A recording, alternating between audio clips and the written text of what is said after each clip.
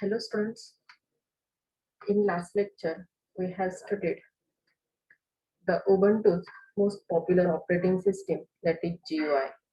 We have already studied that operating system is of two types. First type is the GUI and second type is the CLI.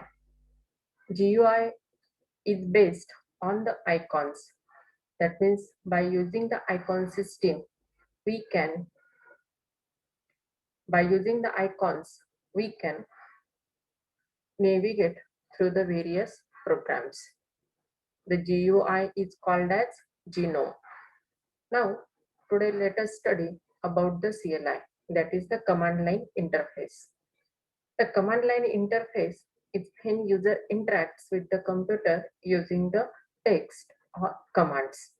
That means on the terminal window, we have to provide the text commands, and by using that text commands, the user can perform the actions. The default CLI on the Ubuntu is called as bash. उबंटूचा जो default CLI आहे, that means command line editor आहे, त्याला Bash म्हणतात.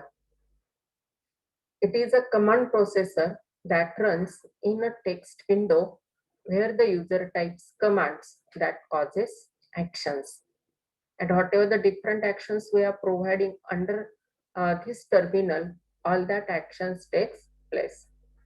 The commands are programs that are run when user types command name. These commands are nothing but the small programs or small functions.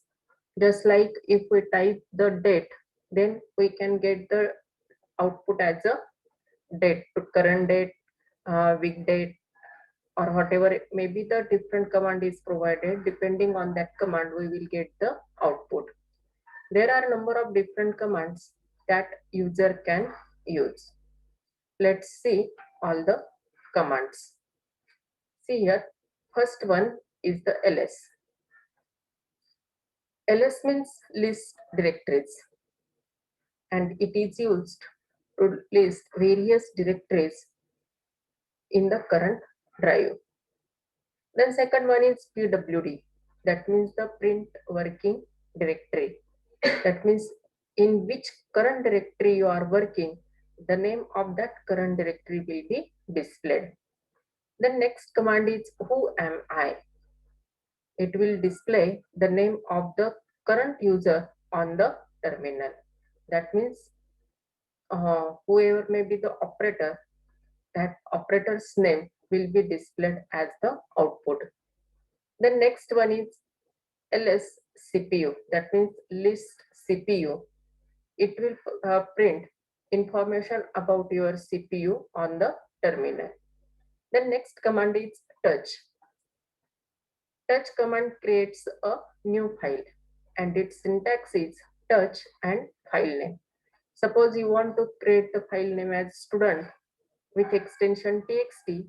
In that case, you have to provide the command as touch student.txt. Then next command is cd. cd means change directory. Change directory changes the current directory to the other one, or it will go to the root directory. Then next command is nano. Nano is the text editor with the syntax nano and file name with txt extension. Now when we type any data under the nano text editor, that time to save that data we have to use Control O, and then we have to press the enter. And if we have to close the file, that time we have to press the Control X and then press enter, so that we can come out of the nano text editor. Then next one is the cat. Cat means concatenation. Though cat means concatenation, here we can use this cat command to display the content of single or multiple files by concatenating them. For example, here its syntax is given that cat file1.txt then space file2.txt. That means content of file 1 will be merged with the content of file 2, and it will display the content of both the files. The next command is echo. echo will display whatever the different text or string we are going to pass as an argument. That means whatever the data we are providing, it will display as it is by using the echo command. And next command is the clear. Clear is used to clear the command prompt. Now let's see all these commands practical examples. See, first of all, when we open the Linux window open केल्यानंतर आपल्याला इथे आता command prompt अगोदर open करायचा आहे. Command prompt open करण्यासाठी आपण terminal window मध्ये गेलो तेव्हा इथे रन मध्ये किंवा सर्च मध्ये आपण कमांड प्रोव्हाइड केलं तर आपल्याला हा टर्मिनल प्रॉम्प्ट मिळणार आहे. आता हा जो टर्मिनल प्रॉम्प्ट मिळणार आहे ह्या एरो पासून पुढे आपल्याला कमांड प्रोव्हाइड करायची. आता इथे पुढे गेल्यानंतर तुम्हाला सगळ्यात अगोदर इथे डेटा मिळणार आहे Ubuntu user at ubuntu-machine and then dollar means the prompt. आता जो आपला प्रॉम्प्ट असणार आहे ज्याच्यावर आपण वर्क करतो आहोत तो आहे इथे डॉलर आणि उबंटू युजर हे आपल्या युजरचं नाव आहे आणि उबंटू मशीन वर आपण वर्क करतोय. बाय डिफॉल्ट तुम्हाला सुरुवातीला हा प्रॉम्प्ट मिळणार आहे. आता इथनं सगळ्यात अगोदर आपण काय करू, आपण जरी लिस्ट कमांड सगळ्यात अगोदर बघितली होती टेक्स्ट बुक मधली तरी इथे आपण रन करताना पहिल्यांदा pwd that means present working directory जी काही आहे ती फाइंड आउट करू आणि मग पुढचं प्रोसेस करू. आता हा एवढा जो डेटा आहे तुमचा तो बाय डिफॉल्ट तुम्हाला मिळणारच आहे. हा डॉलर मीन्स तुमचा प्रॉम्प्ट मिळाला आणि त्या प्रॉम्प्टच्या पुढे तुम्ही pwd that means present working directory he command provide केली, एंटर केला आणि एंटर केल्यानंतर तुम्हाला आउटपुट मिळणार आहे /home/ubuntu युजर. होम ही प्रत्येक लिनक्स मशीन मधली होम डिरेक्टरी आहे. त्याच्यामध्ये सगळ्या आपल्या फाईल्स वगैरे जे काही आहे ते ऍज अ पॅरेंट डिरेक्टरी म्हणून तो स्टोअर करतो आणि त्या होम डिरेक्टरीच्या अंडर उबंटू युजर ही आपली करंट डिरेक्टरी आहे. म्हणून जो काही पाथ आपल्याला मिळालेला आहे तो /home/ubuntu युजर या फॉर्मॅटमध्ये आपल्याला आउटपुट मिळालं. त्याच्यानंतर हे आउटपुट मिळालेलं आहे तो नॅचरली लगेचच पुढचा प्रॉम्प्ट लाईन वर येणार आहे. पुन्हा त्याने ही प्रॉम्प्ट लाईन डिस्प्ले केली आणि आपल्याला जी काही कमांड आता इथे टाईप करायची असेल ती ह्या पोझिशनला आपण करू शकतो. आता आपण पुढची कमांड बघू ls. ls means list. आता ह्या डेटाच्या पुढे आपण लिस्ट कमांड प्रोव्हाइड केली. आता लिस्टच्या अंडर जेवढ्या काही आपल्या लिस्टमुळे काय होणार आहे, जेवढ्या डिरेक्टरीज आहेत आपल्या मशीनवर तेवढ्या सगळ्या डिरेक्टरीज तो दाखवणार आहे. आता याच्यामध्ये desktop, downloads, music, public, sample.ods, videos, documents, examples.desktop, pictures, sample.odp, templates ह्या वेगवेगळ्या डिरेक्टरीज आहेत त्या आपल्याला इथे तो दाखवतोय. त्याच्यानंतर आता हीच ls कमांड आपल्याला थोड्याशा ब्रॉड सेन्स मध्ये किंवा डिटेल फॉर्मॅट मध्ये आपल्याला डिस्प्ले करायची. तर त्याच्यासाठी काय करायचं, ls-l म्हणजे लार्ज फॉर्मॅट मध्ये आपल्याला जो डेटा आहे तो लार्ज फॉर्मॅट मध्ये डिस्प्ले करायचा आहे. ls ने आपल्याला फक्त काय मिळाले, डिरेक्टरीची नावं मिळाली, फोल्डरची नावं मिळाली. आता आपल्याला त्या फोल्डरच्या सगळ्या डिटेल्स पाहिजे आहेत तर त्याच्यासाठी आपण ls-l ही कमांड प्रोव्हाइड केली. आपल्याला टोटल 72 म्हणजे टोटल 72 फाईल्स डिरेक्टरीज इथे अवेलेबल असल्याचं तो दाखवतोय. आता याच्यामध्ये हा फर्स्ट डी जो आहे डिस्प्ले करतोय याच्यामध्ये दॅट डी फॉर डिरेक्टरी. त्याच्यानंतर इथे हे जे 3 युजरचे राईट्स आहेत ते मी जसं तुम्हाला लास्ट टाइम सांगितलं होतं, पहिला ऍडमिनिस्ट्रेटरचे 3 राईट्स रीड, राईट आणि एक्झिक्यूट. त्याच्यानंतर फर्स्ट युजरचे रीड डॅश एक्झिक्यूट म्हणजे त्याला सेकंड युजरला राईटचा राईट दिलेला नाहीये आणि थर्ड युजर जो आहे राईट डॅश एक्स म्हणजे पुन्हा रीड डॅश एक्स म्हणजे रीड आणि एक्झिक्यूट एवढंच त्या युजरला करता येणार आहे. म्हणजे डेस्कटॉप वरचे जेवढे काही फाईल्स आहेत किंवा जे डेस्कटॉपचं फोल्डर आहे ते फोल्डर ओपन केल्यानंतर फक्त ऍडमिनिस्ट्रेटरला त्याच्यामध्ये रीड, राईट आणि एक्झिक्यूट या तिन्ही गोष्टी करता येतील. पण बाकीचे जे युजर्स आहेत त्याच्यामध्ये त्यांना मात्र कोणतीही गोष्ट राईट करता येणार नाही. पहिल्या आरचं मिनिंग काय, रीड, डब्ल्यूचं मिनिंग राईट आणि एक्सचं मिनिंग एक्झिक्यूट. हे वेगवेगळे राईट्स असतात आपल्या फाईलला प्रोव्हाइड केलेले आणि त्या फाईलच्या राईट्सनुसार आपली फाईल ही वर्क करत असते. आता काही ठिकाणी तुम्हाला आता इथे मिळालं पुढे त्याच्या ज्या ह्या डिरेक्टरीमध्ये ज्या टोटल फाईल्स आहेत त्यांची क्वांटिटी मिळाली, युजरचं नेम मिळालं, त्याच्यानंतर त्याची साईज मिळाली, त्याची क्रिएशनची डेट मिळाली.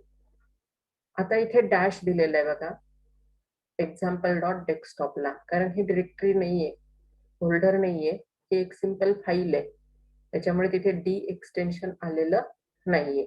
तसंच इथे सॅम्पल डॉट ओडीपी आणि सॅम्पल डॉट ओडीएस ला सुद्धा डी मिळालेला नाहीये, त्या सिंपल फाईल्स आहेत. ओके, या मॅनरने आपल्याला हा डेटा डिस्प्ले करता येतो. आता इथे काही ठिकाणी सॅम्पल डॉट ओडीएसचा पण एक्झाम्पल घेऊ. रीड राईट आणि एक्झिक्यूटचा राईट नाहीये, रीड राईट पुन्हा एक्झिक्यूटचा राईट नाहीये आणि थर्ड युजरला फक्त रिडिंगचा राईट आहे, राईट आणि एक्झिक्युशनचे राईट्स दिलेले नाहीयेत. आता कोणत्या युजरला कोणते राईट्स द्यायचेत आणि कोणते राईट्स नाही द्यायचे याची फुल अथॉरिटी त्याच्या ऍडमिनिस्ट्रेटरला असते. ऍडमिनिस्ट्रेटर डिसाइड करतो की कोणत्या फर्स्ट युजरला कोणते राईट्स द्यायचे आणि सेकंड युजरला कोणते कोणते राईट्स प्रोव्हाइड करायचे. जनरली रीड राईट जो काही आहे तो सगळ्यांना प्रोव्हाइड केलेला असतो. राईट जो काही आहे मात्र त्याचा ऍक्सेस सगळ्यांना मोस्टली दिलेला नसतो. ओके, मग हे झालं आपलं लिस्टिंगच्या डिटेल्स. त्याच्यानंतर पुढची जी कमांड आपण बघितली होती हू एम आय. तुम्ही करंटली जे कोणी वर्क करत आहात ह्या टर्मिनलवर, त्या टर्मिनलवर जो वर्क करतोय तो कोण आहे, देन त्याचा आन्सर आपल्याला मिळणार आहे उबंटू युजर. त्याच्यानंतर पुढची कमांड ls सीपीयू. सीपीयूच्या जे काही वर्किंग डिटेल्स आहेत त्या वर्किंग डिटेल्स आपल्याला डिस्प्ले करायच्या आहेत.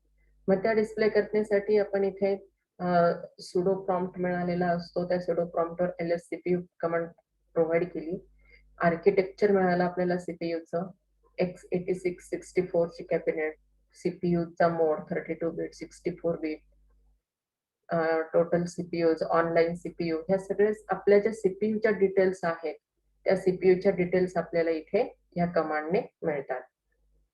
त्याच्यानंतर पुढची फाईल सांगितली होती, पुढची कमांड होती टच. टचने आपल्याला फाईल क्रिएट करता येते.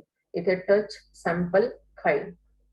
आता ही सॅम्पल फाईल आपण क्रिएट केली, त्याच्यानंतर आपण आता आपल्याकडच्या काही जेवढ्या फाईल्स किंवा डिरेक्टरीज आहेत त्या आपल्याला डिस्प्ले करायच्या आहेत. त्याच्यासाठी आपण कमांड दिली लिस्ट. व लिस्ट कमांड दिल्यानंतर आपल्याकडे जेवढ्या फाईल्स आणि डिरेक्टरीज आहेत तेवढ्या फाईल्स आणि डिरेक्टरीजची नावं तो आपल्याला इथे दाखवतो आणि आपण इथे जी क्रिएट केलेली सॅम्पल फाईल आहे ती सॅम्पल फाईल तो हायलाइट करून दाखवेल.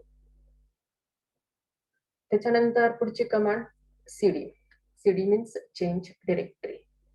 आता तुम्ही ह्या प्रॉम्प्टवर आल्यानंतर सीडी डेस्कटॉप केलं, त्याचं मिनिंग काय झालं, तर तुम्हाला डेस्कटॉपचे जे फोल्डर आहे त्या फोल्डरला तुम्हाला ट्रान्सफर व्हायचंय. मग इथे एंटर केलं तुम्ही सीडी डेस्कटॉप केल्यानंतर इथे डेस्कटॉप फोल्डर ओपन होईल. त्याच्यानंतर ते फोल्डर ओपन झालं, त्याच्यानंतर तुम्ही पुन्हा सीडी डॉट डॉट दिलं तर ह्या 2 डॉटचं मिनिंग आहे तुम्ही बॅकला जाणार आहात, रूट डिरेक्टरीला जाणार आहात. या सीडी डॉट डॉटचं मिनिंग आहे आणि ह्या सीडी डॉट डॉट मुळे तुम्ही पुन्हा इथे रूट डिरेक्टरीला आलेला आहात. चेंज डिरेक्टरीने डिरेक्टरी चेंज करता येते. मेक डिरेक्टरी एमडी ने तुम्हाला डिरेक्टरी बनवता येते. एखादी डिरेक्टरी नाहीये तुमच्याकडे, ती तुम्हाला तयार करायची, त्याच्यासाठी एमडी वापरायचं. एखादी डिरेक्टरी नकोय तुम्हाला काढून टाकायची, त्याच्यासाठी आरडी यूज करायचं. ठीक आहे. आणि सीडी डॉट डॉट किंवा सीडी स्लॅश दोघांपैकी कोणती एक कमांड जरी वापरली तरी आपण पुन्हा रूट डिरेक्टरीला येतो. आता हे जे काही आपण मगाशी कमांड्स बघितलेल्या होत्या त्याच इथे आपल्याला पुन्हा एकदा इथे कंबाईन करून दिलेले आहेत. लिस्टने डेटा लिस्ट करून मिळेल. त्याच्यानंतर सीडी डाउनलोड्स दिलेला आहे, याच्याने तुम्हाला डाउनलोड डिरेक्टरी मिळेल. ती पुन्हा लिस्ट केली, त्यातनं डाउनलोड्सच्या अंडर काय काय आहे तो डेटा मिळाला आपल्याला इथे. त्याच्यानंतर इथे ls-l ने सगळा डेटा पुन्हा तुम्हाला लार्ज फॉर्मॅटमध्ये डिस्प्ले करून मिळालेला आहे. त्याच्यानंतर आपण इको कमांड बघितली होती. इको कमांडच्या अंडर आपण जे काही आर्ग्युमेंट टाकतो आहोत ते आर्ग्युमेंट आपल्याला ऍज इट इज फॉर्मॅटमध्ये डिस्प्ले करता येतं. त्याच्यासाठी आपण इको कमांड यूज करतो. इथे आता इकोच्या पुढे आपण डेटा टाकलाय युजर, तर तो युजर डेटा आपल्याला ऍज इट इज डिस्प्ले करून मिळणार आहे. त्याच्यानंतर इथे कॅट कमांड आहे. इथे इको केलं आपण, echo hello my name is Alok, आणि इथे हे जे 2 एरो दिसतात ते एरो नंतर आपण दिलंय new.txt. त्याचा अर्थ काय, की आपल्याला इथे new.txt ही फाईल तयार करायची आहे आणि त्या फाईलमध्ये हे कंटेंट टाकायचं आहे, hello my name is Alok. आता ही जी फाईल आपण तयार केलेली new.txt तिचे कंटेंट आपल्याला डिस्प्ले करायचे. ते कंटेंट डिस्प्ले करण्यासाठी कमांड वापरावी लागते कॅट. मग कॅट new.txt केलं की आपल्याला त्या फाईलचे कंटेंट मिळतील. आता त्या फाईलमध्ये आपल्याला दुसरी लाईन ऍड करायची, echo this is another line, आणि पुन्हा ती फाईल डिस्प्ले केली. तर आता इथे कॅट new.txt केलं तर आपल्याला पुन्हा इथे पहिली लाईन आणि दुसरी लाईन दोन्ही फाईलचे कंटेंट आपल्याला इथे डिस्प्ले करून मिळतील. ओके, ह्या फॉर्मॅटमध्ये आपल्याला इको कमांड यूज करता येते. त्याच्यानंतर लास्टची कमांड बघितली की आपण क्लिअर. आता इथे आपण सीडी डेस्कटॉप केलेला आहे आणि त्याच्यावरनं पुन्हा बॅकला येऊन इथे आपण रूट डिरेक्टरीला आलेलो आहोत. रूट डिरेक्टरीला आल्यानंतर आपण इथे क्लिअर कमांड दिली आणि क्लिअर कमांड दिल्यानंतर ह्या फॉर्मॅटमध्ये तुम्हाला आउटपुट मिळणार आहे. तुमची जी स्क्रीन आहे ती ब्लँक फॉर्मॅटमध्ये तुम्हाला डिस्प्ले करून मिळेल.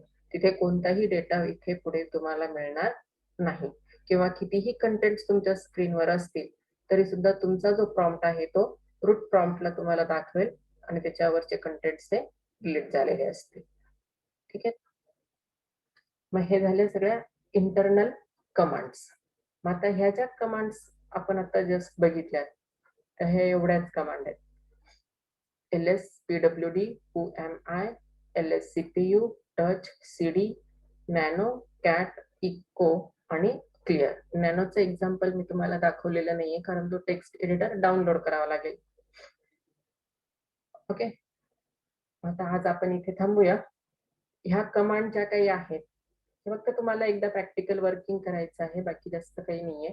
की फक्त तुम्हाला माहिती झालं पाहिजे की जेव्हा आपण कमांड लाईन प्रॉम्प्ट यूज करतो तेव्हा एक्झॅक्टली कोणकोणत्या पद्धतीने कमांड्स द्यायच्या असतात, आणि मग आपण ग्राफिकल युजर इंटरफेस प्रिफर का करतो यापेक्षा या गोष्टी तुमच्या लक्षात येण्यासाठी या कमांड्स इथे आपल्याला एक्झिक्यूट करून बघायच्या प्रॅक्टिकली लॅबमध्ये. ठीक आहे, आज आपण इथे थांबूया.